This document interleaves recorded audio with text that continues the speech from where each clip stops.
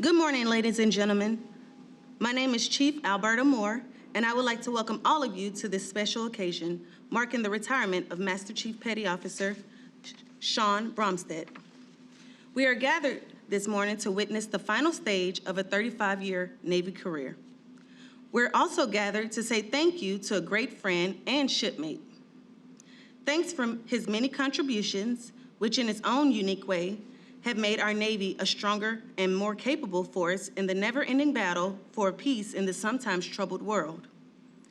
The retirement ceremony you're about to witness is a time-honored tradition. Just as this ceremony marks the end of one phase in his life, it also marks the beginning of another. This gathering gives us an opportunity to wish him every success in the future as he looks forward to the new challenges and rewards. We extend an especially warm welcome to his wife Tina and his sons Shaun, his wife Juliana and Steele, his wife Kayla. A very special welcome to his 3 granddaughters, Aveline, Lillian, and Emily. We would also like to welcome his parents, Larry and Sharon, and to his entire family, including those unable to attend today's ceremony. We know that each of you, more than any one of us, knows the sacrifices that Master Chief Brahmsteadt has made in his Navy career that spans over 35 years in the service of our country. Ladies and gentlemen, please rise for the arrival of the official party and remain standing for the rendering of honors, presentation of colors, our national anthem, and the invocation.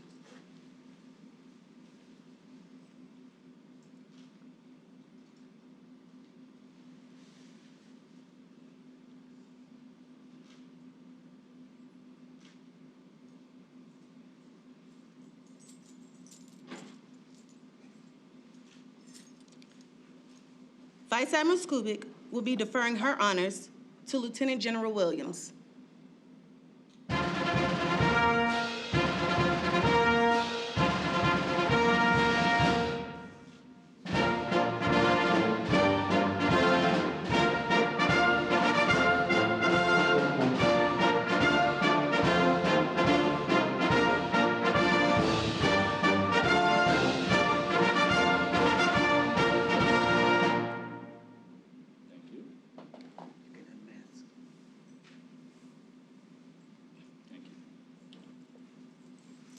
The national anthem will be played by Mr. Ken Morris.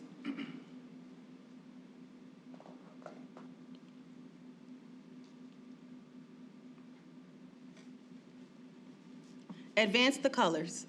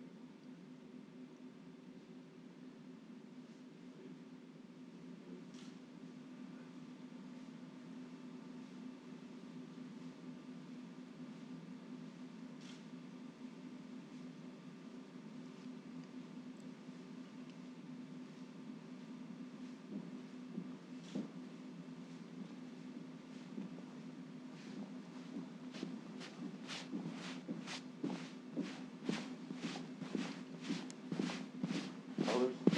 Hold. Set. Arms.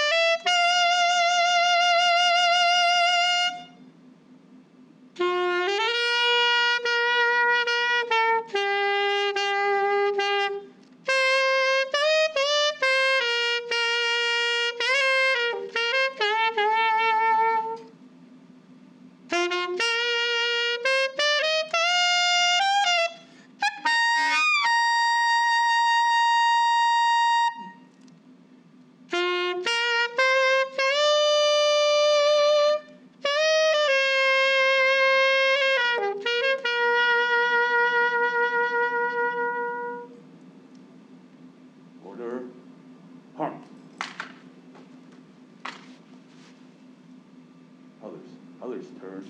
March.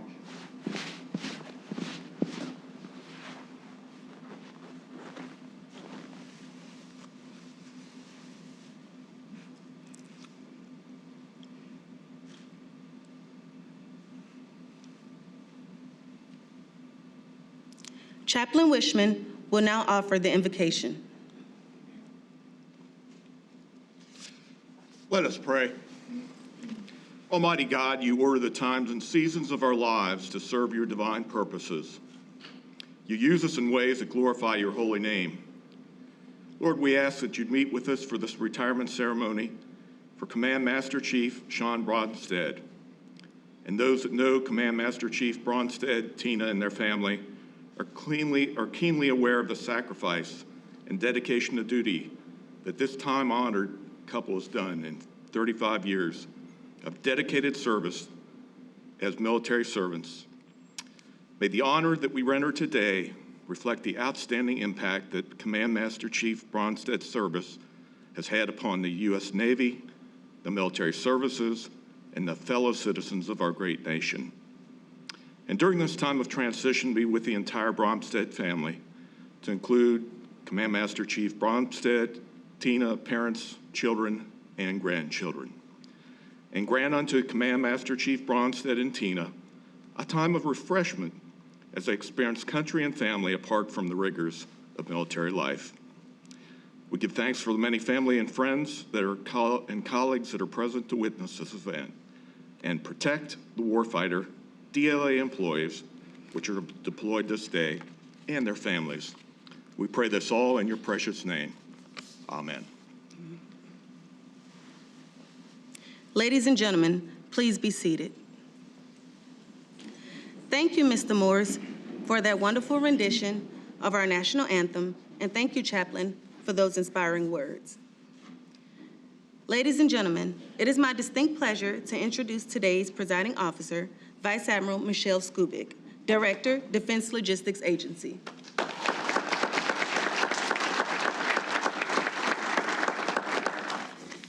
Good morning, everyone. What a great DLA and Navy day. It's a little surreal to be up here on the stage with my predecessor, the 19th Director of DLA. I'll introduce him in a moment. But first of all, thank you to all of you, those who could attend here in person today and those who may be watching online now or who will watch later, as we honor the accomplishments of our distinguished shipmate, a great shipmate, Command Master Chief Shaun Brahmsteadt. The ceremony is not only an opportunity to express our appreciation for Shaun's service to our nation, but to acknowledge everyone who supported him throughout his patriotic 35-year career, a career that included 11 permanent change of station orders, moves, 8 tours of duty at sea on 6 different ships, because he went back to a couple of them a couple of times, and that was 14 years of sea duty, by the way, and 6 senior enlisted leader assignments.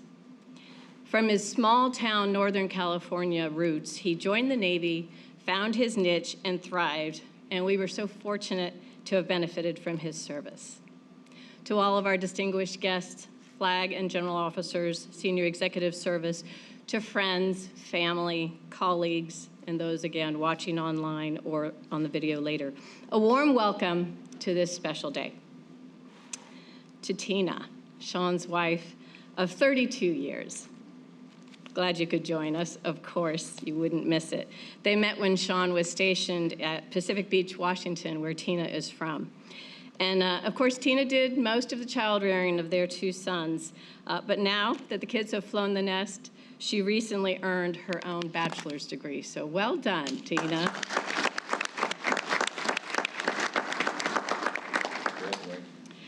Their son, Shaun II, is watching from Texas. Again, as mentioned, he's married to Juliana, and they have 2 daughters, Eveline, 7, almost 8, which matters a lot at that age, and Lillian, 3. Their son, Steele, is also watching from California. He's married to Kayla, and they have 1 daughter, Emily, almost 2. I'm surprised we didn't put the numbers of months, 22 months. I remember those days. Shaun's parents also, Larry and Sharon Brahmsteadt, live near Yuma, Arizona, and I am certain they are here in spirit. They'll be watching the video later as well. A very special thanks to them and to all Shaun's family members who have instilled the values and courage in him, for without them, his support to our nation would not have been possible. I'd also like to recognize all of those who coordinated today's ceremony. To Ken Morris, is that you? Well done. Gave me goosebumps. Thank you, Ken, for the national anthem. Captain Wishman, always thank you. The DITRA Honor Guard, our narrator, Chief Petty Officer Moore, the proffer, Sergeant First Class Scott, the side boys who will later help us pipe our shipmate over the side for the last time. To everyone who helped coordinate today's event, thank you so much for making it a special day for Master Chief Brahmsteadt and his family. Round of applause for all of you.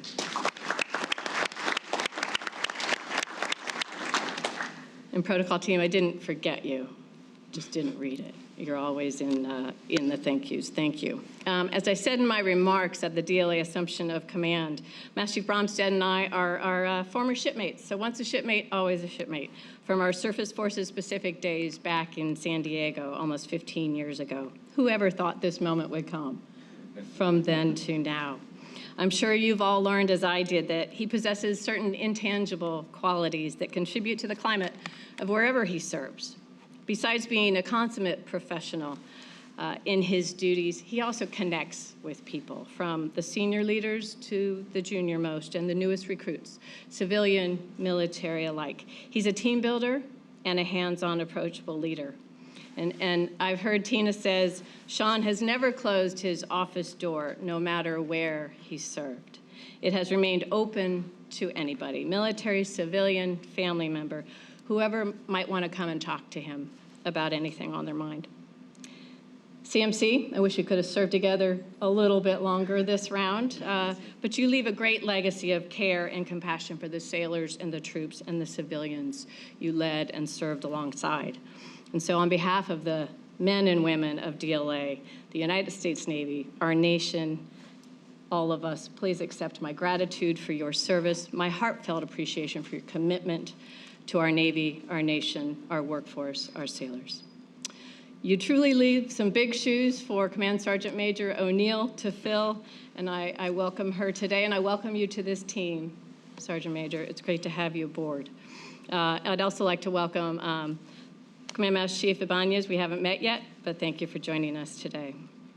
So to Tina, Shaun, and Steele, thanks for sharing, your husband, your father, for this 24/7 job, demanding to say the least. Long separations, often with the added stress for the families as their loved ones go into harm's way. Through it all, you've supported Shaun, and therefore you have supported this nation. We appreciate your service and sacrifice.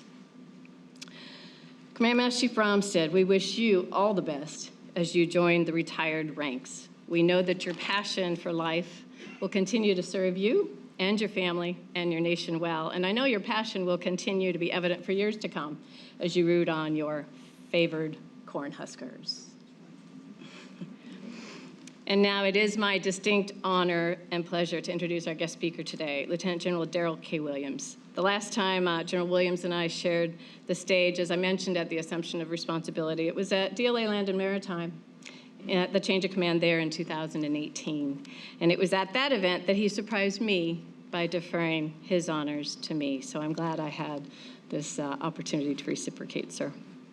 Our careers have followed a similar geographic and organizational path: Hawaii, Richmond, Columbus, and now Fort Belvoir. And it turns out we're kind of neighbors, sir. So not too many miles apart, which is great. I hope we get a chance to raise a toast, a glass someday to your own retirement, not too far away, that ceremony on the horizon. So thank you sincerely for your example, sir, your leadership, your sage advice, and I did mention it in the Assumption of Responsibility, the very thoughtful gift of the Constitution that we all swore to defend.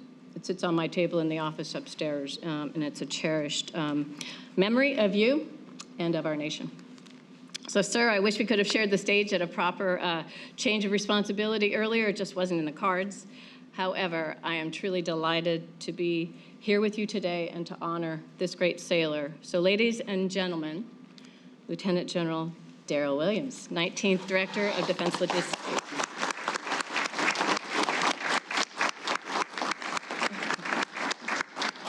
A little social distancing there, trying to still lead by example.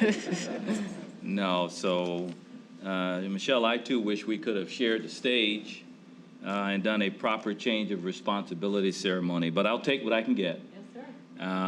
And we could not have done it at a better occasion than the retirement for this great sailor. But I do want to begin my remarks by just saying congratulations to you. Welcome home. Served at DLA Richmond, DLA Columbus, DLA Troop Support, deployed in support of DLA, and now back as the director. And so I just wanted to begin by offering her a round of applause and congratulations. Thank you very much. Yeah. Well done. And so, ladies and gentlemen, fellow officers, senior leaders, DLA teammates, this is, as she said, a great day. It's a great day for DLA anytime you get a professional like this that leaves your ranks after such a distinguished career. It's clearly a great day for our United States Navy, where he has spent the bulk of his time and who he's represented so ably throughout his career. And it's probably an even better day for the Brahmsteadt family. And so if I'm mom and dad who are hopefully looking on or who will see this later, certainly Tina, as I look at the children and the grandchildren, and as I look at Command Master Chief Brahmsteadt on the stage, the one word I think you all have to be feeling is pride. Pride in his accomplishments, pride in the way in which he's represented our nation, pride in the character of his service. And so I want to start out with a second round of applause just right up front before I get into my remarks for Command Master Chief Brahmsteadt for pride. Thank you. I can't also talk about how proud I am to be the one that he chose to give the remarks at his ceremony. And so the irony of a sailor that has served for 35 years in the Navy, who could have asked anyone to do his retirement remarks, asking an Army three-star who he's only served with for the past 3 years to do, is an extremely high honor. And the irony is not lost on me. I've said it 1,000 times before. Many of you have heard me say it, and I'll say it again because it's what I believe, that the difference between our military and those of any other military in the world is our non-commissioned officer corps. And so I've traveled to at least 25 or 30 or 50 different nations in my career in service to our nation. And some of the times I've even had an opportunity to visit their non-commissioned officers' academies and interface with their non-commissioned officers. And the difference is our non-commissioned officer corps. No one does it better, and no one represents it better than Command Master Chief Brahmsteadt. And so in the Army, we like to say that the NCOs are the backbone of the Army. I will expand that and say that our non-commissioned officers are indeed the backbone of our military. And so thank you for representing the non-commissioned officers so well. As an officer, I can say without a doubt that Command Master Chief Brahmsteadt is one of the finest non-commissioned officers with whom I have ever served. And so obviously as a three-star, I've commanded at every level, beginning as a young captain or 03, all the way to being the director of DLA and everywhere in between. And so I've seen a lot of senior enlisted leaders in various capacities from all services. And I have rarely seen one as good as Command Master Chief Brahmsteadt, and so thank you. I'd also note that Command Master Chief Brahmsteadt is the first non-Army senior enlisted leader for the Defense Logistics Agency. It's always been an Army Command Sergeant Major. And so he made history, and he did it extraordinarily well in the process. Command Master Chief served with me for nearly my entire time here as director, beginning back in 2017. And over that period, he has earned my complete trust and confidence, and I consider myself fortunate to call him a shipmate and a battle buddy, right? And so over time, I think the words shipmate and battle buddy have become used rather loosely. But literally, when I say battle buddy, that means that person who you would go into combat with, who you know has your back no matter what, through the good times and the bad, through the dangerous times and the not so dangerous times. And so I can say, without a doubt, that Command Master Chief Brahmsteadt is that battle buddy, that shipmate that I want with me when times get tough. And certainly in our time here at DLA, we've seen some of those times. I met him. We have served, we have traveled all over the world together. And Command Master Chief, I can remember a couple of trips very, very distinctly. One was to Kuwait, where we arrived into Kuwait International Airport at about 12 o'clock at night. By the time we got our baggage and made it to our quarters at Camp Arifjan, it was 2 o'clock in the morning. And the Command Master Chief convinced me that at 2 o'clock in the morning, we needed to go to the gym and do PT because it was going to be good for me the next morning. That is So not true. it's hard to prove a negative, but we did PT at Camp Arifjan at 2 o'clock in the morning in the blazing heat. The second one was in a very small plane going over the Alps, going to visit our troops in Italy in a very small plane that swayed back and forth and did a lot of dips. And I wasn't so sure we'd be celebrating this ceremony today. Both compliments of the Command Master Chief. But today is not just about our time together. It's about his 35 years of service with sailors primarily, but with troops of all of our services. And he's the epitome of the Chief's creed and a sterling example of what I described as the backbone of our military. We honor the sacrifice and the dedication that he has displayed over that period of time for the Navy, in this case for DLA and for our nation. And so a little bit about his background. He was born, as you heard, in Lincoln, Nebraska, but he grew up in Northern California, near the Oregon border, mostly in a town called Montague. Upon graduation from Eureka High School, he decided against going to college, much to his parents' chagrin.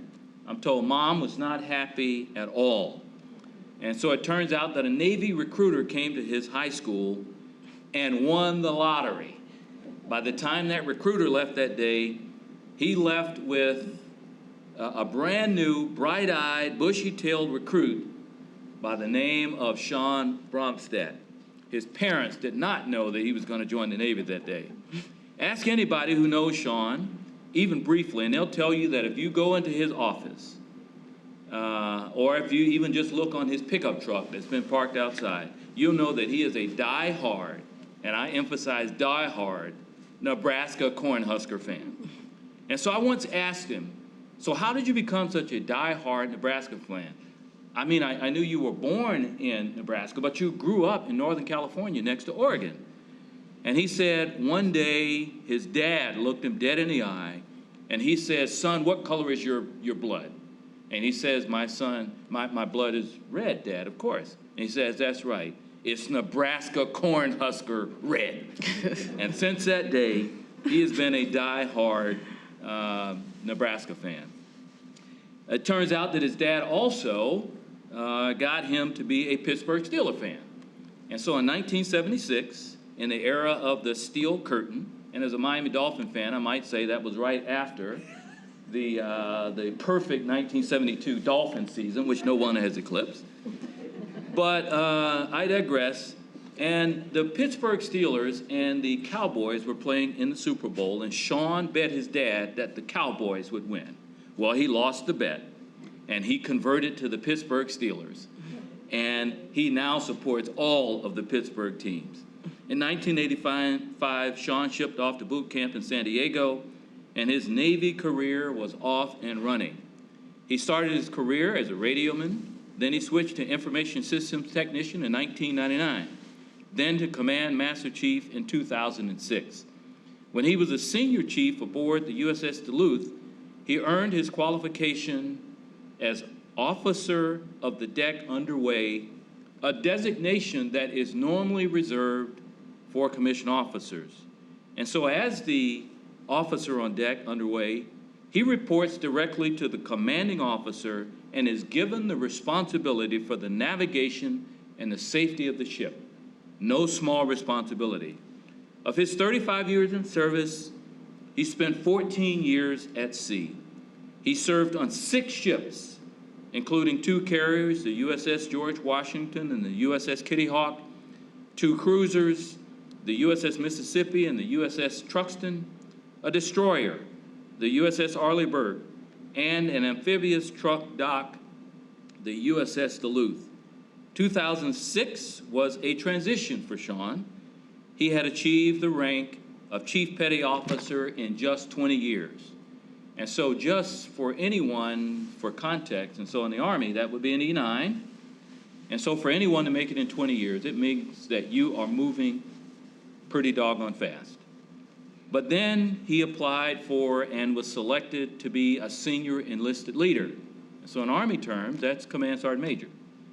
And so to get that designation in such a short period of time tells you about the quality of the non-commissioned officer and person we're talking about. His first tour as a Command Master Chief was with the Strike Fighter Squadron 14, the Top Hatters. Having come from a background as a Black Shoe Surface Navy sailor, he was now the senior enlisted leader of a Brown Shoe sailor, the Aviation Squadron. He knew intuitively that there's certain traditions and things that when you go from Black Shoe to Brown Shoe, certain things you have to do if you're going to earn their respect. And so he had to earn his aviation wings. And so he achieved his plane's captain's qualification after a 1-year, very long, very arduous training process in the complexities and procedures involved in maintaining and equipping planes for takeoff and landing aboard a ship. From 2009 until 2010, he lived out of a sea bag as the Command Master Chief of Carrier Air Wing 11. The Air Wing was designated or was assigned to Naval Air Station Lemoore, California.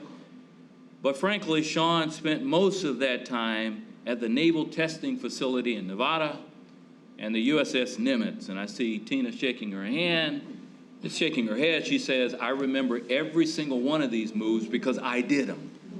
After a tour as an instructor at the Naval War College, Command Leadership School in Newport, Rhode Island, Shaun served as Command Master Chief aboard the USS George Washington Station at Yokosuka, Japan, another location that we visited. And prior to coming to DLA, he served as the senior enlisted leader for the Naval Air Systems Command in Patuxent River, Maryland. In the meantime, Shaun made his parents happy, and he fulfilled his commitment by earning not 1, but 2 degrees. He earned a bachelor's degree in Information Systems Technology in 2007, and he earned his master's degree in Administrative Leadership in 2010 from the University of Oklahoma. Now, I do have to ask, how does a Cornhusker That diploma is not. How does a Cornhusker get 2 degrees from the University of Oklahoma? That ought to be a very interesting football game. Command Master Chief, I just want to thank you for teaching and training all of those sailors and troops from all of the services over the years.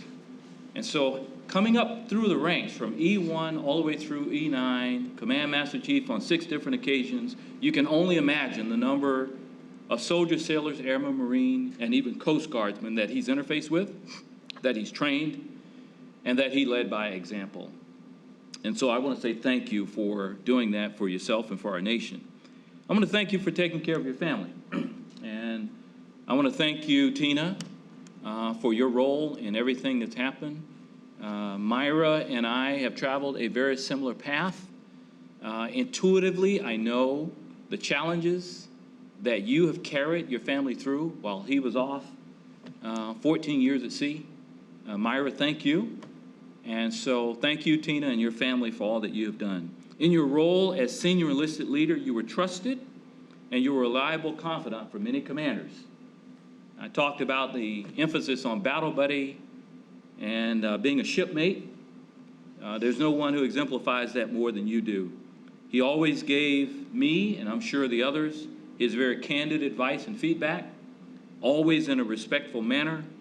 And I know that he always took care of troops and, in our case, civilians.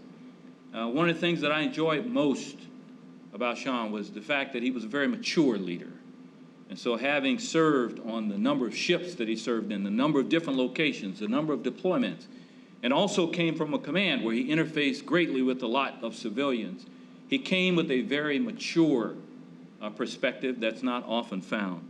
And so to Tina, to Shaun, to Steele, to all of your grandchildren, I want to reiterate that, what Vice Admiral Skubic said.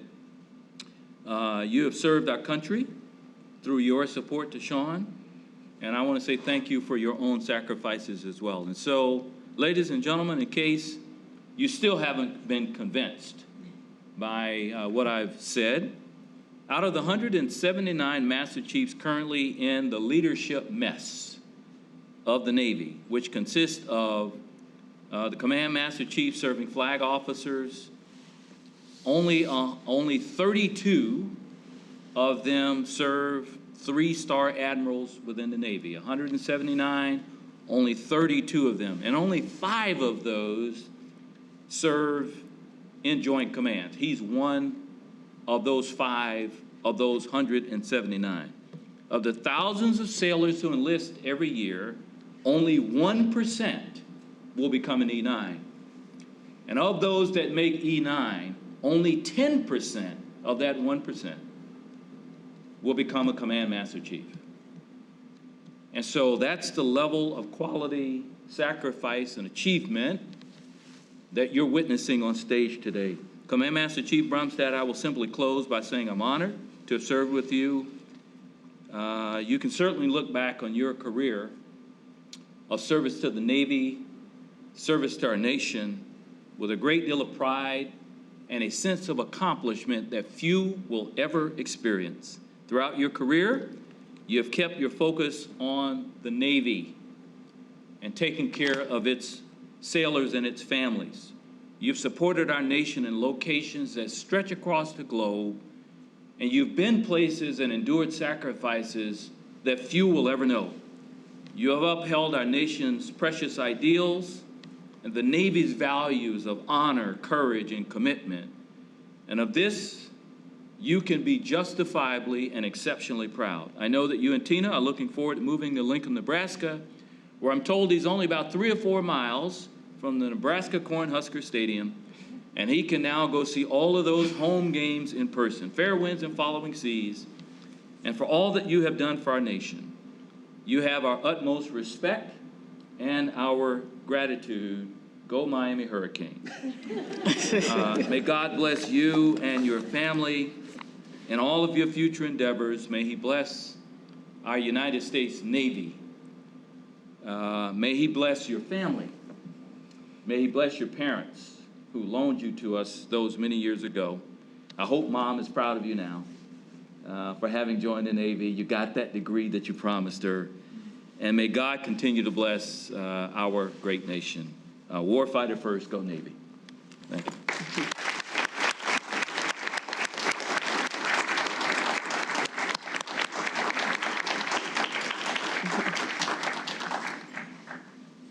Master Chief Brahmsteadt, please join Vice Admiral Skubic and Lieutenant General Williams at center stage for presentations.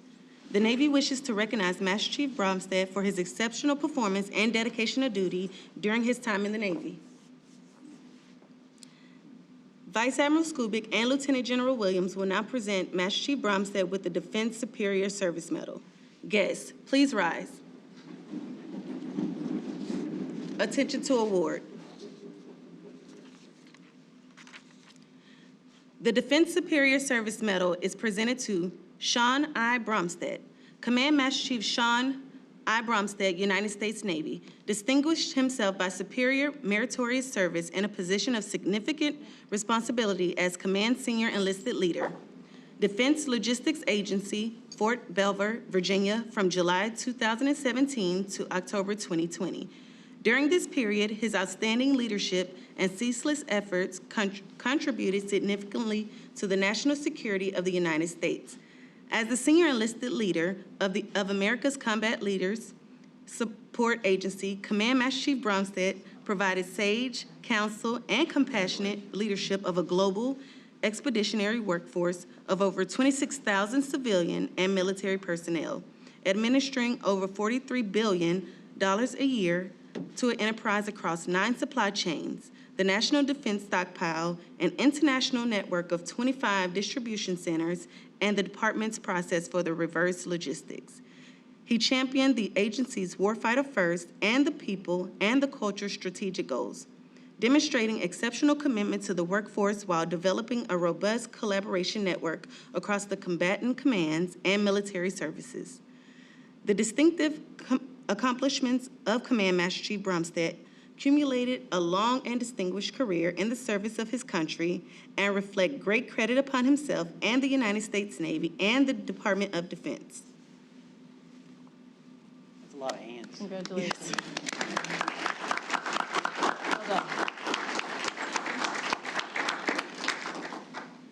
Ladies and gentlemen, please be seated.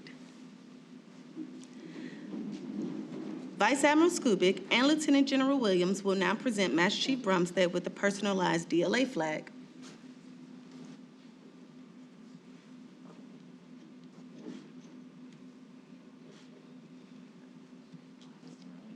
Very nice. Thank you, Lieutenant General Williams. You may now be seated. Thank you, sir. Gotta get you. I'd have General Williams present the award after I was his command master chief the most of the time here. So, General Williams, thank you very much, sir. At this time, Vice Admiral Skubic will present a certificate of appreciation from the President of the United States. The certificate reads, Command Master Chief I. Brahmsteadt, USN, I extend to you my personal thanks and the sincere appreciation of a grateful nation for your contribution of honorable service to our country. You have helped maintain the security of a nation during a critical time in its history, with a devotion to duty and a spirit of sacrifice in keeping with the proud traditions of military service. Your commitment and dedication have been an inspiration for those who will follow in your footsteps and for all Americans who join me today in saluting you for a job extremely well done. My best wishes to you for your happiness and success in the future. Signed, Donald J. Trump, Commander-in-Chief.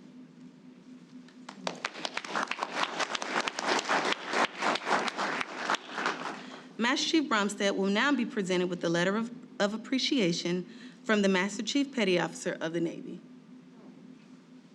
The letter reads, Dear Command Master Chief Brahmsteadt, over the past many years, you committed yourself unselfishly in service to our nation, and it is my sincere honor and privilege to congratulate you on this extremely memorable day as we recognize you and your family on retirement from the United States Navy. In our service, there's a saying, officers run the Navy. However, Chief Petty Officers make it run. That's true. Command Master Chief Brahmsteadt, you made the Navy run. Throughout your career, you understood the importance of nurturing the talents, strengths, and leadership abilities of each of our sailors, thus ensuring our Navy maintains its edge and the greatest Navy in the world. As we render honors today and bid farewell to a shipmate going ashore, know that I extend my personal thank you for your sacrifices for our sailors, their families, and our Navy. Your strength in service and personal commitment truly made a significant impact. Wish you and your family all the best. Sincerely, Russell L. Smith, Master Chief Petty Officer of the Navy.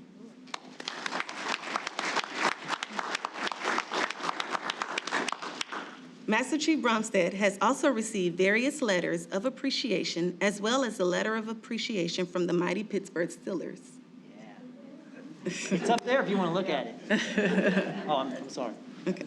At this time, I would like to invite Mrs. Tina Brahmsteadt to center stage to be recognized. I didn't tell her she was coming up today. You might get lost. That's great. I'll pay for this later today. Vice Admiral Skubic will now present a certificate of appreciation from the Defense Logistics Agency to Mrs. Tina Brahmsteadt. This certificate reads, the Defense Logistics Agency recognizes you for your selfless, faithful, and devoted support to your husband and our nation. Throughout the last 32 years of your marriage, you have made sacrifices and served your country as much as your husband. Your husband's successful career and his time shows your unconditional love, support, and understanding that sustained him during these times of peace and in war. On behalf of the Defense Logistics Agency, we say thank you. Signed, Michelle C. Skubik, Supply Corps Officer, USN Director.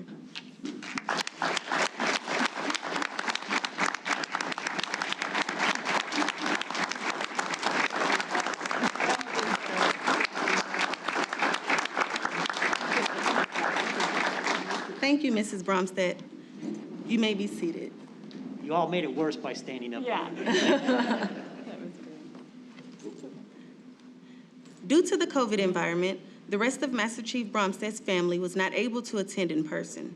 However, we would still like to recognize them today. Certificates of appreciation are presented to the Brahmsteadt family. Yeah, we put them up there. Those certificate reads, Shaun and Steele Brahmsteadt, Julian and Caleb Brahmsteadt, Aveline, Lillian, and Emily Brahmsteadt, Larry and Sharon Brahmsteadt. On the occasion of retirement of your father, father-in-law, grandfather, and son, Shaun, from the United States Navy, the Defense Logistics Agency recognizes you and your selfless, faithful, and devoted support to him and our nation. Throughout the years of your life, you have made sacrifices and served your country as much as he has.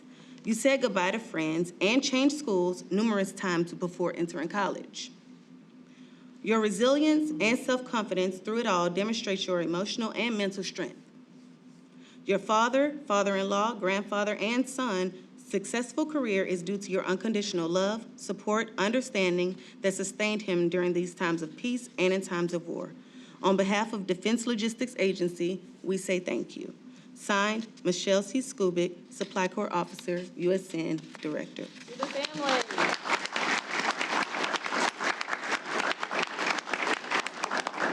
Again, thank you to the entire Brahmsteadt family.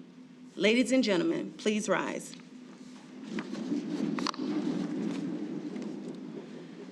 Vice Admiral Skubik will now present Command Master Chief Brahmsteadt with his certificate of retirement from the Armed Forces of the United States. This is the most important. The certificate reads, Certificate of Retirement from the Armed Forces of the United States of America to all who shall see the President's greetings.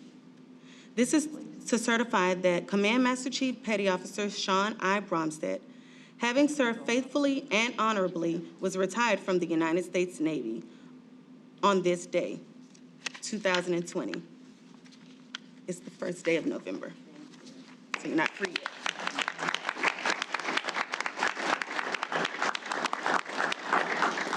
Thank you, Vice Admiral Skubik and Master Chief Brahmsteadt. Ladies and gentlemen, please be seated. At this time, the Honor Guard will now perform the ceremonial flag folding presentation as Sergeant First Class Rodriguez reads "O Glory" in honor of Master Chief retirement.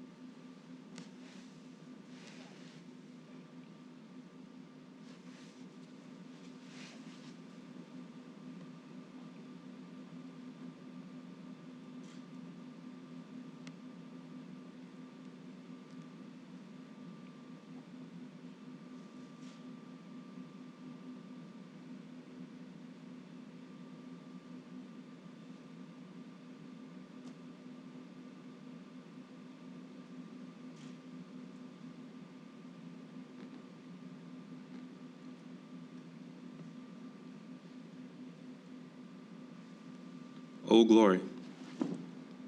I am the flag of the United States of America. My name is Oh, glory. I fly atop the world's tallest buildings. I stand watch in America's halls of justice.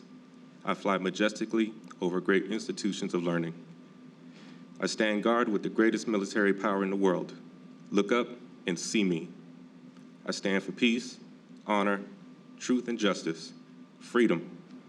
I am confident, I am arrogant, I am strong. When I am flown with my fellow banners, my head is a little higher, my colors a little truer.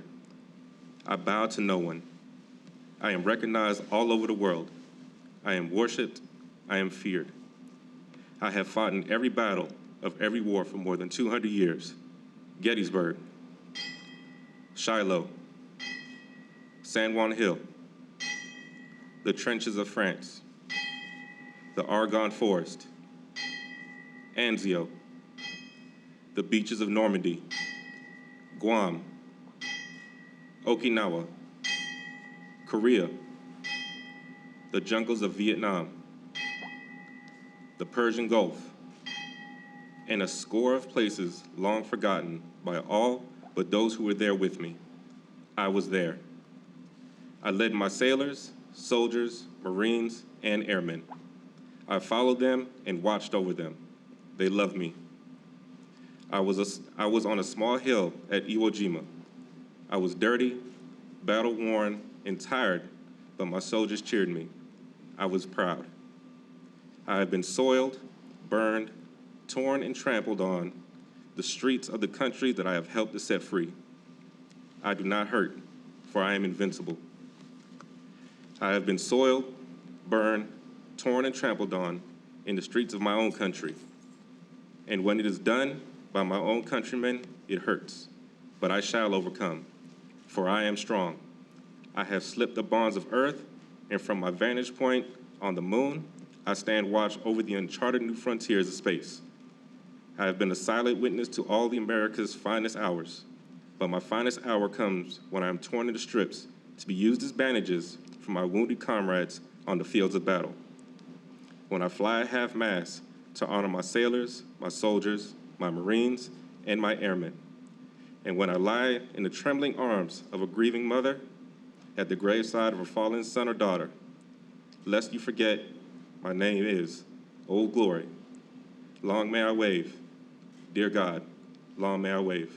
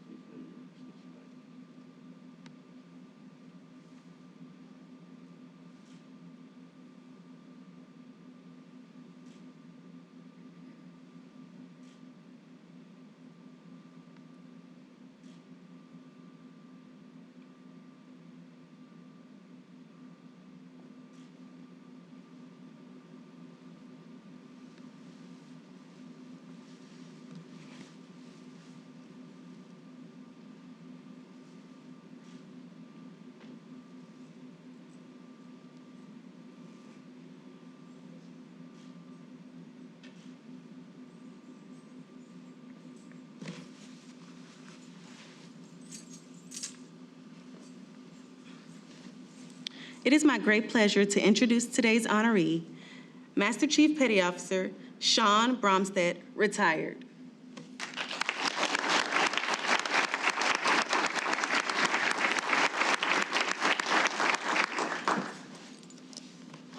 It's weird being on this side.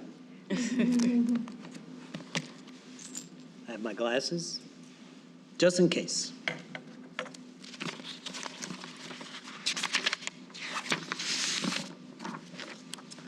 So, yeah, usually I'm on the setup and let's run the routine, so it's a little odd to be on this side. I'm going to try to follow this script as much as possible, though, so I don't wander too far off, okay? So, as has been mentioned a lot, 35 years in Naval Service. Who would have thought that possible?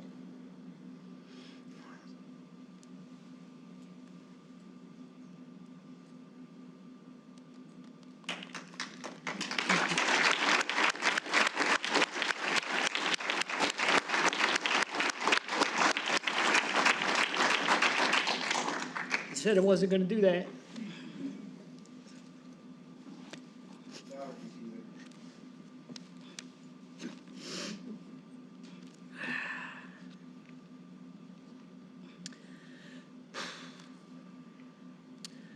I joined the Navy back in 1985. Some ask why. I tell you, I wanted to see the world. I wanted to learn a new skill. Wanted to get paid. Plus, I wanted to get some money for college. Like General Williams mentioned, at the surprise of my parents, decided that I wasn't going to go to college. Well, we'll get to that more later on. First, I really need to thank some people that went above and beyond to ensure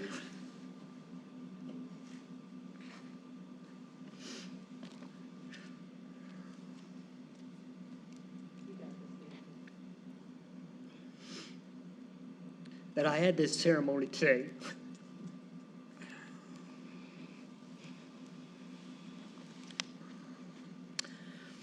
First, the Ditcher Color Guard, who they didn't run away. They're actually back there in the back. So thank you very much. Normally they take off right away, so thank you for sticking around. Mr. Ken Morris, thank you very much for playing the saxophone national anthem for me today. I really love the sound. And now that I'm retiring, I think I'm going to learn how to play the saxophone. Chaplain Wishman, thank you very much, sir, for coming in. We got to travel one time. I don't know if I should tell this story, but we met up. I can't remember where it was at, but he's on the phone back and forth with his wife, and I can sense that he's getting a little stressed out. Sorry, sir. He just kind of looks over and goes, "Master Chief, I just bought a house." Unaware, his wife went to Dallas to see the grandkids and bought a house. See, I did the opposite way. I told her, let's go buy a house. Just kidding. Thank you, sir, very much. Chief Moore, for being my master of ceremonies today. Thank you very much. Unfortunately, you didn't have a choice. You're the only other chief in the building. So, Master Sergeant Otero, Sergeant First Class Rodriguez, and Tax Sergeant, I'm just going to say P, because I will butcher your name, for conducting the Old Glory for me. That meant a lot. LS2, Shaun, who's going to be reading the watch later on, and of course, Sergeant First Class Scott for being our prophet today. I'd like to thank my side boys who are going to be Sergeant First Class Rodriguez, Sergeant First Class Gonzalez, LS2 Shaun, and Sergeant First Class Stower. Thank you very much for being here. To retired Senior Chief Chris Irby for reading the CPO retirement creed for me today. And I'd like to thank the Navy Washington Color Guard, and I didn't write down your names, but bosun mates back there in the back, who's the bell ringer and going to be piping me ashore. So please, let's give those folks all a round of applause.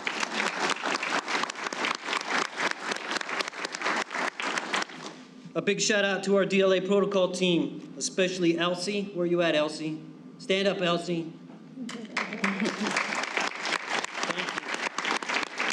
Elsie ramrodded this whole thing for me today and made sure that I got invitations, that I got everything in line, that my speech was ready to go, although I wouldn't let her read it. But thank you, Elsie, very much.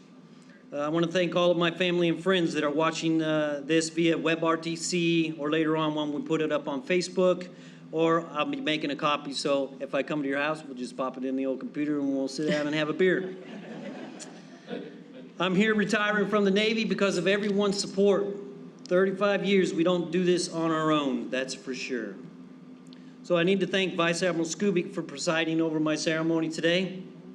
As she did mention, we are prior shipmates. We were stationed together at ComNav Surf Pack. I thought it was kind of coincidence, maybe. I'm not totally sure. But she saw me make Master Chief. She saw me make Command Master Chief. And now she's seen me out the door into retirement. So thank you very much, ma'am. Lieutenant General Williams. Wow. Thank you for those. Kind words. And for agreeing to come back to be my guest speaker. Since I was your senior enlisted leader the past 3 years, it was important to me that you come back.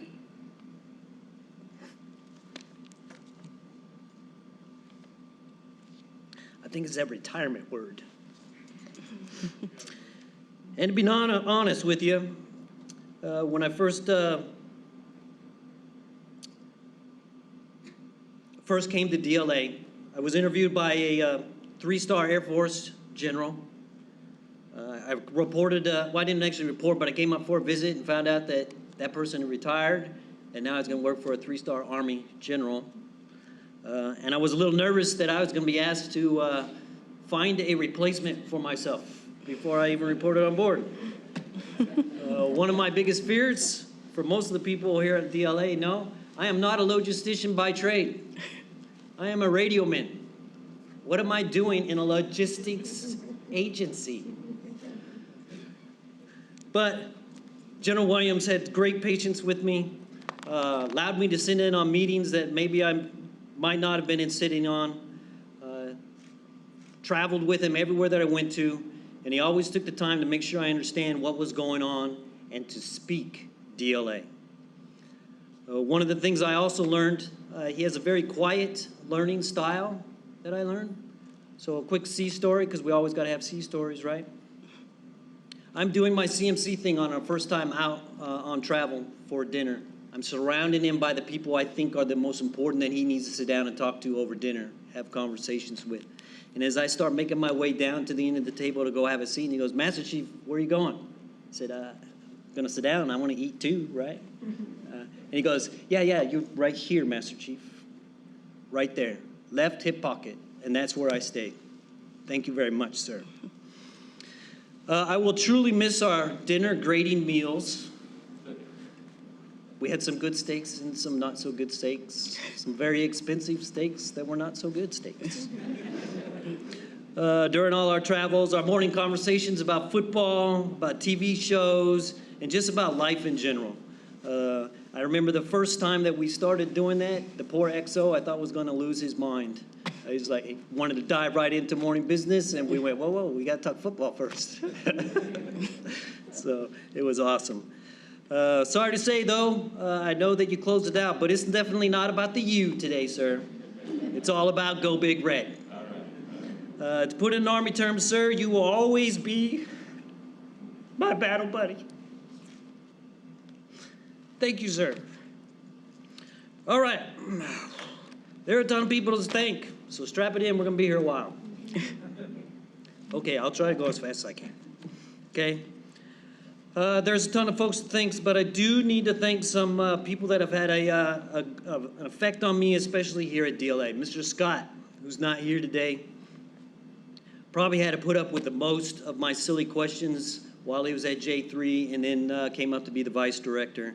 I mean, I know there's no such thing as a stupid question, they say, but I probably asked some pretty far out ones out there.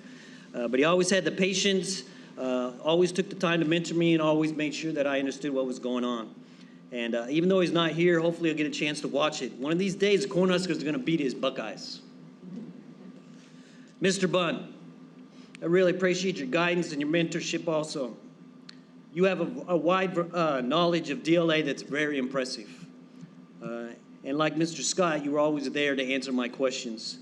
But I really appreciate the most from you, sir, is the way that you take care of our people, our secret sauce in DLA.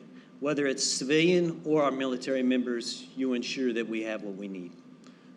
I know that those folks are in great hands under your leadership. Thank you, sir.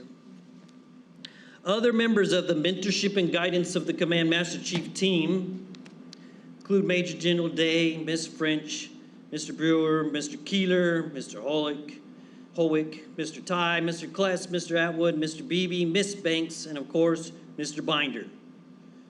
Marty, your knowledge of DLA is above reproach. Where you store that information, I do not know, but he can rattle that stuff off. I would not have been successful with my job if it wasn't for those people here at DLA who took the time to make sure that I felt welcome and that I understood what was going on around me. And then there's a bunch of other folks. If I missed you, please forgive me. Our major subordinate commanders, Brigadier Lawrence, Mr. Ellis, Brigadier General Canlis, Mr. Smith, Brigadier General Sanford, Mr. Lilly, Admiral Fabry, who I didn't really get to meet, and Brigadier General Relinfo, who I didn't get to meet, and Mr. Mike Cannon, and Colonel Bondi is actually here, so thank you for coming, sir. I wasn't expecting you. Great teams, great leaders, doing great work to support the warfighter. I thank you so much for that, and thanks for your support during my visits. Not just taking care of the director, but you always took the time to make sure that I was taken care of also. So, amazing leadership. I thank you all very much. I need to thank Miss Jean Ellis, though, upstairs, who took great care of me over the last 3 years to ensure my trips met legal considerations, that my DTS travel claims were filed on time, making sure my calendar and travels and everything else was spot on. She definitely made my life easier here in DLA, doing that kind of stuff for me. So thank you, Jean. To the front office team, wow, your job is to support the director. Somebody just chimed in, all right. I'm just kidding. Support the director, but you always took the time to make sure that I had the support that I needed to. Captain Lewis, Lieutenant Gazelle, Jean, Roxana, Master Sergeant Otero, Sergeant First Class Rodriguez, and Sergeant First Class Scott. And then a couple of them that are transferred, but I do want to mention them, Colonel Davis and Lieutenant Colonel Hemphill. Without y'all's support, I wouldn't be where I'm at now. To the SIG team, not only for the messaging of the director, but you always took the time to make sure that I had what I needed when I went out on my travels, made sure I had my travel binder, and when I traveled alone or doing some briefs. Your expertise on putting together those briefs, so much stuff in there I didn't need to study. You know, it's right there. So that team is Marty, Commander Carrillo, Tim, Laura, Phil, Chris, Paul, and Gordon. Thank you all very much for what you do for DLA and the director. I want to thank Master Chief Ibanez, Ditcher CMC for coming in today. I really appreciate shipment coming on board. At the time we used this kid, you know, we were the, you know, Navy was taking over the building. We were the only senior enlisted leaders here. Now you got an Army battle buddy. So thank you. I also want to thank retired Master Chief Mike Sakeet and his wife Sandy, sorry, for coming up for my ceremony. Mike was my career counselor at NavAir Syscom. You talk about a knowledge of what, you know, in the Navy, kind of the term we use, people programs. Mike is that person. Wow. I didn't have to worry about anything. If I had a people problem, I just went to Mike. Consummate professional. And last night at dinner, what was he doing? The same thing he always does, providing me counseling and mentorship. So thank you, Mike and Sandy.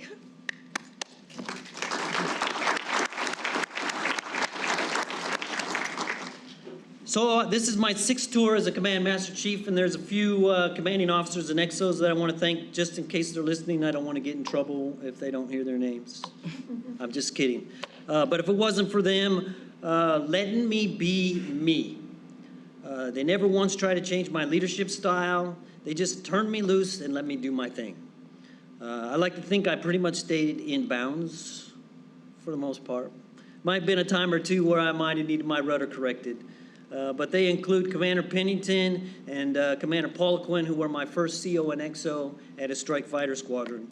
So one of the added benefits that they had to put up with is I'm a surface Navy guy by trade, going into an air squadron where they fleet up. The XO becomes the CO after about 2 years. I was not used to that. So when the XO fleeted up, I still hung around with the XO in his office until he finally said, look, Master Chief, I know how to be a commanding officer. Go teach the XO how to do it. I thank them both for their leadership. There was Commander Koss, Captain Batchelder, Captain Kahn, Captain Slosky, Captain Fenton, Vice Admiral Dunaway, Vice Admiral Grossklags, of course, Lieutenant General Williams, and Vice Admiral Skubik. great commanders all, and I thank you all for your leadership and your support for our military services. All right, so there are a few other folks that I need to thank that have been friends, mentors, and shipmates in my had an effect on my career. So there's Mick Pond West, Mick Pond Stevens, SEAC Troxel, Master Chief James Abeda, Master Chief Jim Delosier, Master Chief Tim McKinley, Master Chief Dave DePietri, Master Chief Jerome Wisen, Master Chief Greg Shaw, Master Chief Ray LaFawn, Fleet Master Chief Addington, Fleet Master Chief April Beldo, Fleet Master Chief Sue Whitman, Master Chief Farney, Master Chief Eckert, and so many more that I could go on and on, but I don't think we want to be here till Christmas. At least I don't want to be here till Christmas. So I thank you all for your leadership, your mentorship, and most importantly, your friendship over the past 35 years. Okay, so I think that part is done. I'm sure I missed some folks but I'd really consider the Navy and all the military services my family. So I thank you all for what it is that you do for our country. So give everybody a round of applause.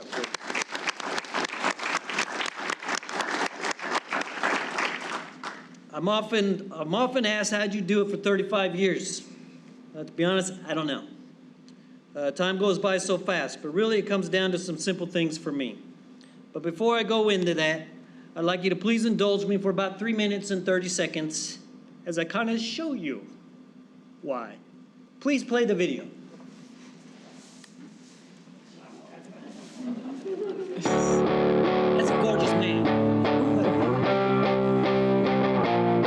Right here, right now, we're falling apart while we're falling down. Who knew to her we'll feel this good? Moving along so far from home, my mistakes go on and on. In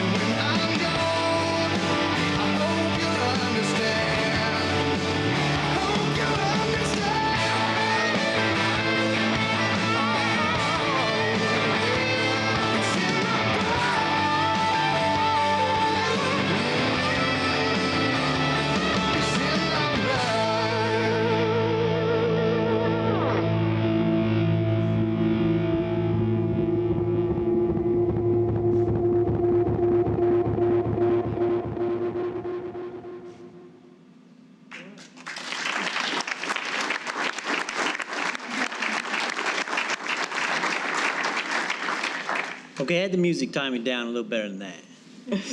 So that song really doesn't have any significant meaning other than if you listen to the words, it reminds me of the Navy. Here today, but by next Tuesday, I'll be gone again. That's a sailor's life, especially in the 80s and 90s.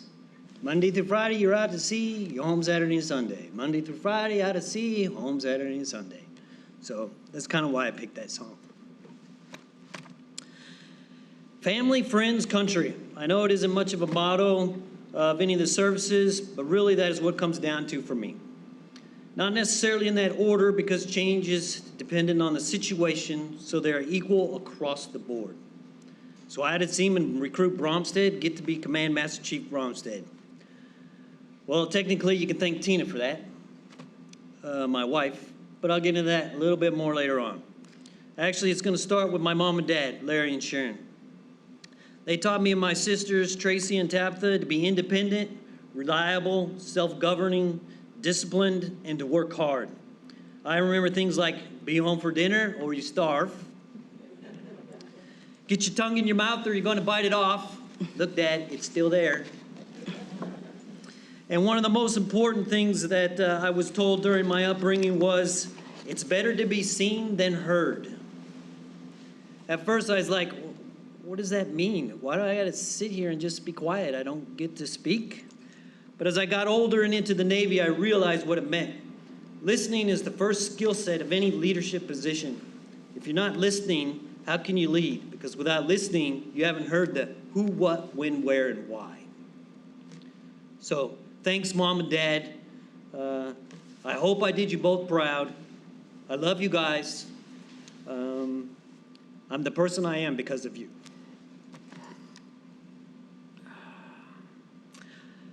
I do want to thank my Radio Shack on board the USS Duluth, because I may not have made Master Chief if not for them. The crew of Ensign Murphy, Ensign Galliano, Johnson, Sims, Pyatt, Amesqua, Garcia, Anderson, Ward, Ninoba, Knickel, Long, Brinkley, Boyd, Keys, and Vance. We had a great 3-year tour together. But what allowed me to do was their professionalism and knowledge of radiomen and networking.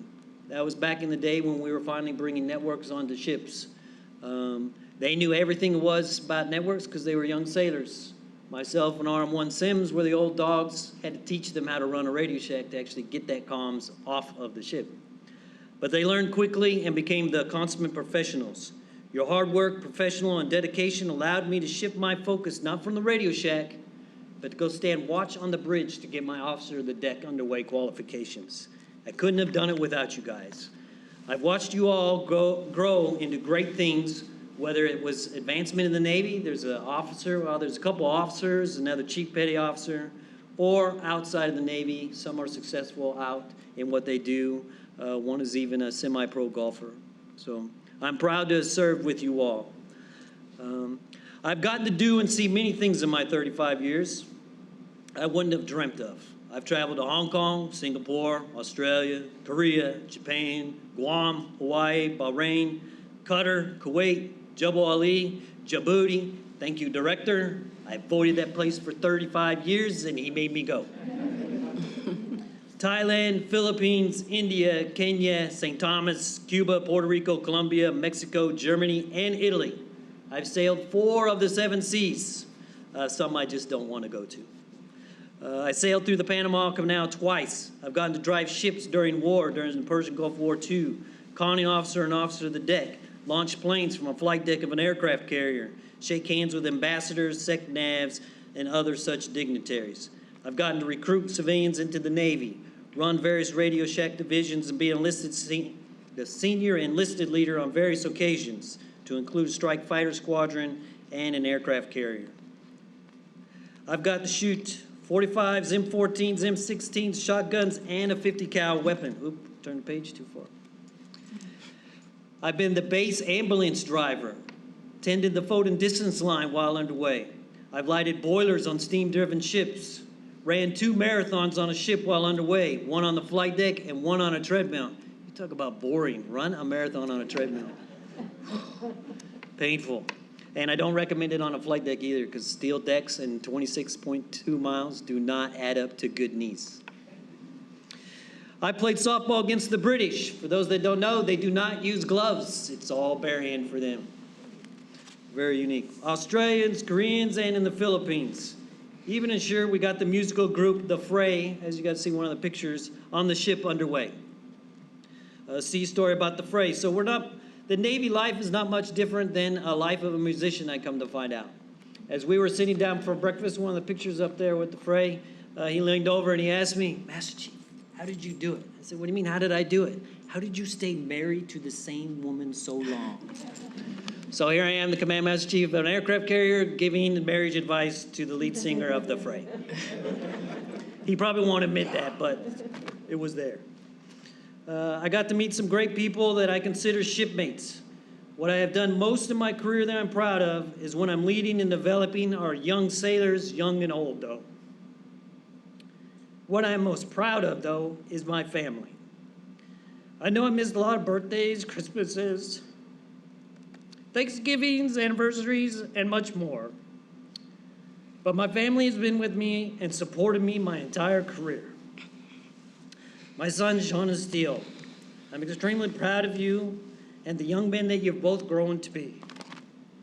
I'm proud of the way you manage yourselves during my many deployments, taking care of your mother, taking care of the house, and sometimes, well, I don't think the car too much, but for doing that for me. Both of you have great lives ahead of you. Shaun is a computer game designer, and Steele's working hard to be hired as a teacher. So if you know anybody that needs a teacher, let me know. I'm just kidding.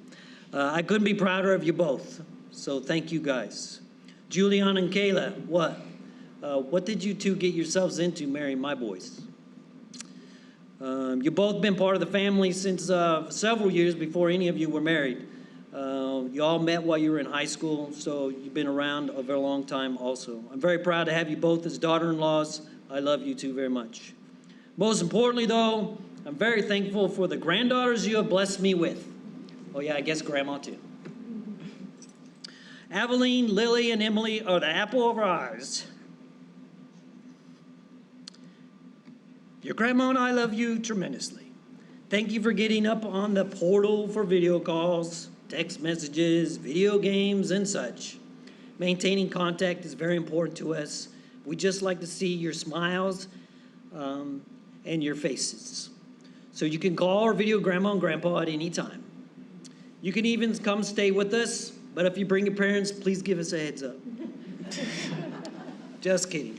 Couldn't be prouder of the two families that my boys have put together, and my daughter-in-laws and my granddaughters. I love you guys.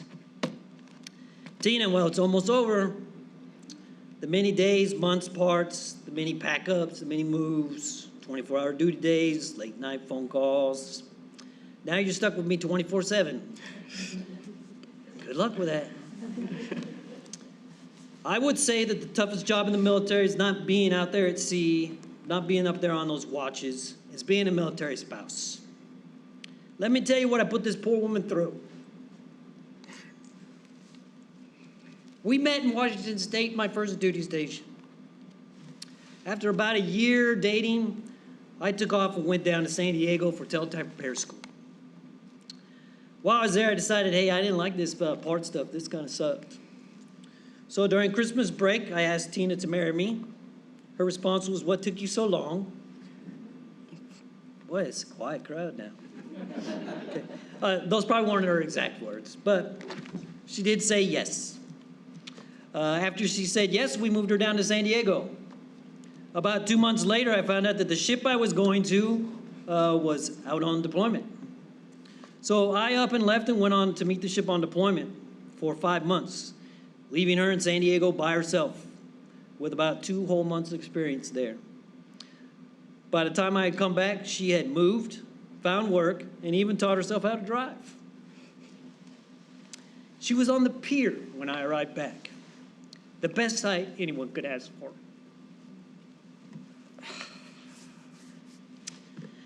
But to be honest, that first tour, it sucked being away from Tina. So I was going to get out. Back in those days, there was no email for you young people in the audience. It was strictly done by letters. So it was a long time in between communications. But I told her, hey, I'm thinking about getting out. Not sure this is for me. Well, she wrote back something that stuck in my head and stayed with me my entire career. And she said, "Are you having fun? If so, you're not getting out of the Navy." So to this day, whenever I sign a chief's charge book, I always put in it, "Have fun and work with a smile." Because it's really all about the attitude. And if you're not enjoying the job that you are doing, then maybe it's time that you move on. Well, I still enjoy my job, honey, but the Navy has said 35 is enough, so I'm going to have to move on. So what, Tina, it's been, 11 moves like was mentioned? We went from Washington to San Diego, back to Washington, back to California, over to Virginia, to Italy, back to San Diego, to Montclair, California, and Menifee, California, over to Newport, Rhode Island, all the way over to Japan, to Patuxent River, Maryland, and now here at Fort Belvoir.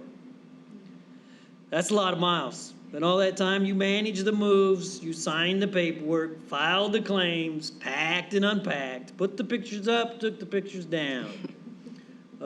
Sorry to say, but I got one more move for you, honey. One more. Did I say I love you, by the way? Okay. Sincerely, our last move, honey. Planting our roots in Nebraska. I know it isn't near your granddaughters, but it's as close as I can get, so you can get to them in equal fashion. I could tell many stories about our life together, but I think I can wrap it up with these two things. So if you'll indulge me, I got to put my glasses on for this one. So I'm going to read these. I got a couple of gifts for you, honey. One is creating the Navy wife. So here's the story. When the good Lord was creating Navy wives, he was into his 6th day of overtime. An angel appeared and said, "Are you having a lot of trouble with this one? What's wrong with the standard model?" The Lord replied, "Have you seen the specifications on this order? She has to be completely independent, must be sponsored to get on the base, and have the quality of both mother and father during cruises, be a perfect hostess to 4 or 40, run on black coffee, handle emergencies without Buper's manual, be able to handle the flu, birthdays, move around the world if need be on a moment's notice, have a kiss that can heal anything from a child's torn Valentine to her husband's weary day, have the patience of a saint when waiting for the ship to come in, and have 6 pairs of hands." The angel shook her head and slowly said, "6 pairs of hands? No way." And the Lord answering, "Don't worry, we'll create other Navy wives to help. Besides, it's not the hands that are causing the problem, it's the heart. The heart must swell with pride in her husband, sustain the ache of separations, beat on soundly and strongly when it's too tired to do so, and be large enough to say, 'I understand,' when she really doesn't, and say, 'I love you,' regardless." "Lord," said the angel, touching his sleeve gently, "come to bed. You can finish this tomorrow." "I can't," said the Lord. "I'm so close to creating something unique. Already I have one that heals herself when she is sick, can feed 3 unexpected guests who were stuck in the area due to bad weather, and can wave goodbye to her husband from a pier or runway and fully understand that it is important to our country that he leaves." The angel circled the model of the Navy wife very slowly. "It's too soft," she sighed. "But tough," said the Lord excitedly. You cannot imagine what this woman can do or endure." "Can she think?" asked the angel. "Can she think? She can convert 1400 to 2 p.m.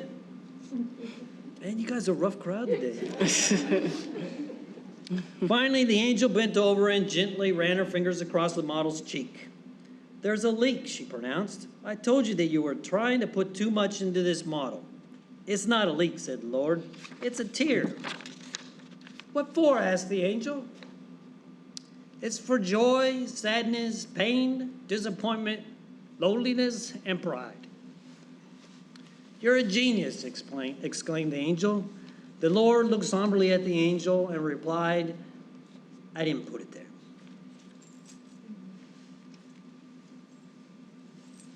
I gotta take these off.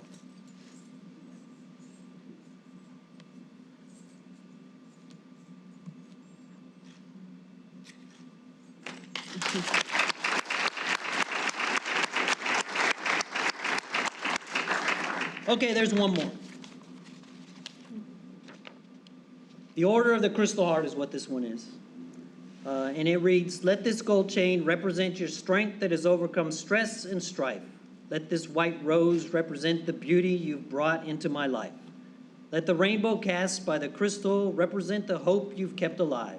And let the red rainbow represent the love that kept you by my side. But most of all, let this crystal heart represent my return from the Navy, home to my love,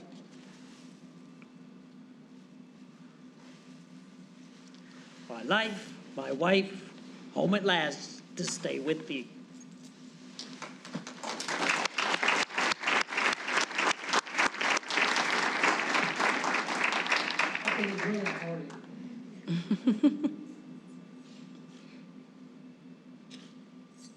Okay, we're almost done.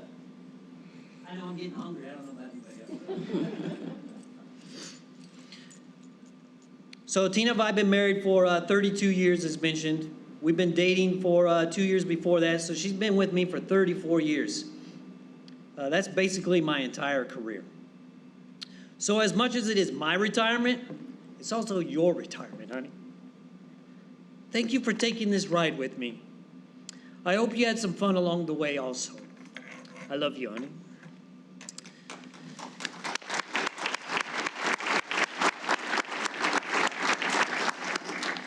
Now to important business. Okay, one last person to thank, I promise. Command Sergeant Major O'Neill. Thank you so much for the use of your building today. We actually kind of did our turnover yesterday. As you assume the role of the senior enlisted leader of DLA, I promise to kind of follow the Army way. And that's once we're all done, I will leave the building. Unless, of course, I'm invited back. Then look out. That's y'all's fault. You're getting a great team here. They're professional, dedicated, and know the why of why they are here. I'm extremely proud and honored to have served alongside them these past 3 years. I only have one tasking of you, though. I ask that you remember and continue to remind everyone within DLA on what DLA is all about and the why we are here. To ensure our warfighters have what they need in support of our country. As the #1 line of effort says, warfighter first. Over to you, CS, Command Sergeant Major. Thank everyone again for being here, for watching, for listening out there in video land. It's been my pleasure and honor to have served alongside each and every one of you. Stay safe, take care of yourselves, put your masks on, take care of your family, and I wish you all continued blessings, and most of all, fair winds and following seas.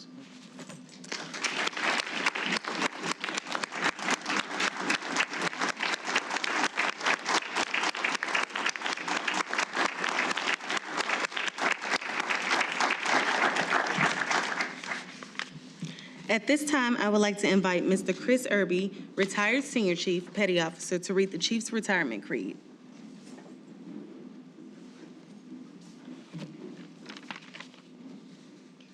All Chief Petty Officers, past and present, attend. Hut. Cover 2. Master Chief Brahmsteadt, you have on this day experienced that which comes to all of us who serve on active duty in our Navy. I say our Navy because your departure from active duty in no way terminates your relationship. By law and tradition, U.S. Navy retirees are always on the rolls, ever ready to lend their service when the need arises. The respect that you earned as the Chief was based on the same attributes that you will now carry into retirement. You should have no regrets. Do not view your retirement as an end of an era, but rather as orders to a new and challenging assignment, to a form of independent duty. Remember well that you have been and will always be an accepted member of the most exclusive of all fraternities, that of the U.S. Navy Chief Petty Officers. Master Chief Shaun Brahmsteadt, active duty chiefs salute you. Hand, salute. Ready, 2. Retired chiefs welcome you, and we wish you the traditional fair winds and following seas. Military personnel, uncover. 2.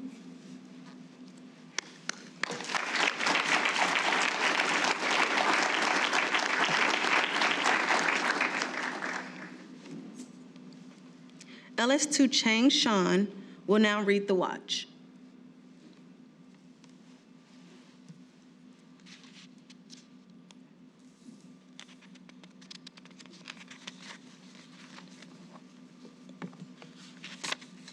The watch. For 35 years, this sailor has stood the watch. While some of us were in our bunks at night, the sailor stood the watch. While some of us were in school learning our trade, this shipmate stood the watch. Yes, even before some of us were born into this world, this shipmate stood the watch. In those years, when the storm clouds of war were seen blowing on the horizon of history, this shipmate stood the watch. Many times, he could cast an eye ashore and see his family standing there needing his guidance and help, needing that hand to hold during those hard times, but he still stood the watch. He stood the watch for 35 years. He stood the watch so that we, our families, and our fellow countrymen could sleep soundly in safety each and every night, knowing that a sailor stood the watch.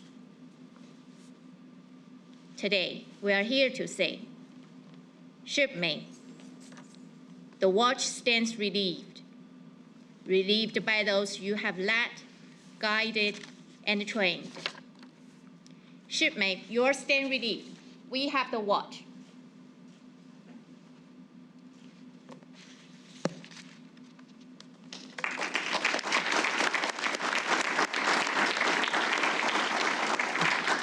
Ladies and gentlemen, please rise for the benediction.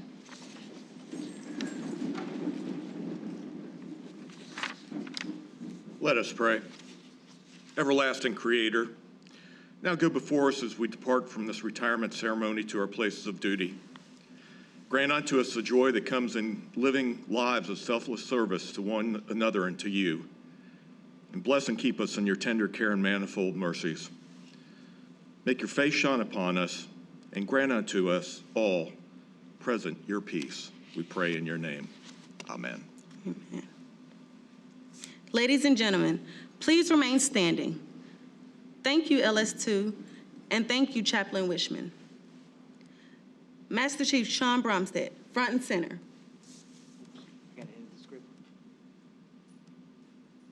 Vice Admiral Skubic, Master Chief Brahmsteadt will now request permission to go ashore for the final time. Military personnel, cover. 2. Request permission to go ashore for the final time.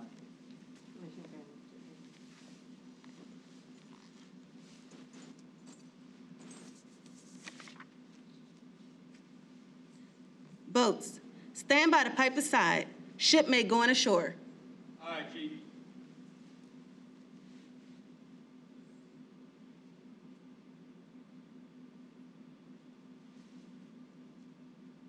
Center, face. This order has been passed on naval ships from the 1500s through today. Spanish, French, English, Dutch, yes, all the navies of the world use the boats and sideboys and call to bring aboard or send ashore all ships, company, officers, visiting officers, and dignitaries. The sideboys would haul on the ropes and raise or lower the boarding platform so officers would not have to climb the rat lines which were hanging over the side and used by the enlisted crew when going ashore or to get aboard. This honor was extended to visiting officers, dignitaries, and port officials. It was not uncommon for the commanding officer of a ship to order up the jolly boat or a crew of 8 strongbacks, sideboys, or boatswains to send an old shipmate ashore to his retirement home, never to sail on Navy ships again. All hands on deck was passed, speeches were made about our great victories, battles were fought upon the open sea, raging storms weathered, and voyages to distant and strange lands with ports of calls others only dreamed about. Then a fine sword, a brace of pistols, a rifle or a musket, or maybe a sea of chests, or fine wood, or bound in brass, was presented to remind him of the crews and ships with which he had served. The boatswains and the sideboys would stand tall, and the retiree would request permission to go ashore. He stepped to the platform, and the sideboys would lower away. As the jolly boat pulled away, the gunner would fire a salute from the ship's main battery, and the retiree sat in the stern sheets going ashore.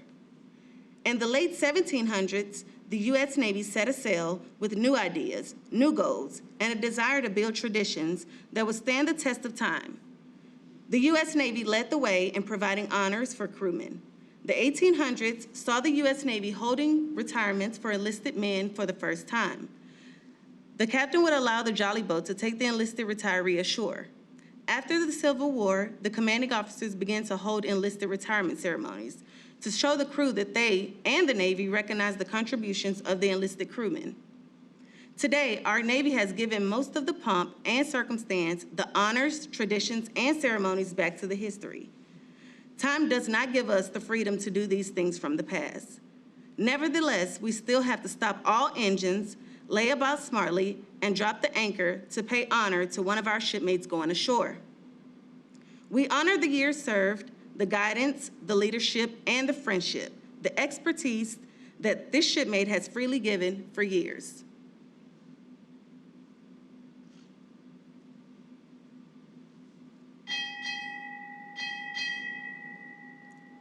Master Chief, United States Navy, retired, departing.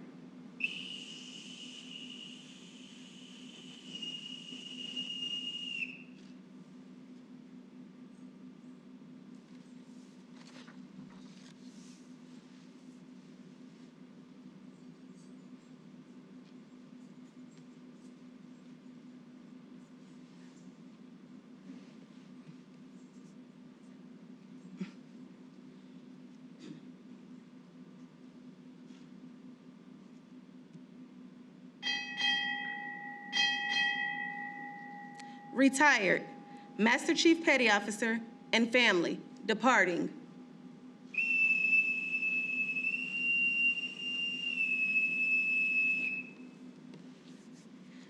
Ladies and gentlemen, this concludes our ceremony. Please remain standing for the departure of the official party. You're welcome to pass through the receiving line in the rotunda to congratulate Master Chief and Mrs. Brahmsteadt. On behalf of Master Chief Brahmsteadt and his family, thank you for your attendance.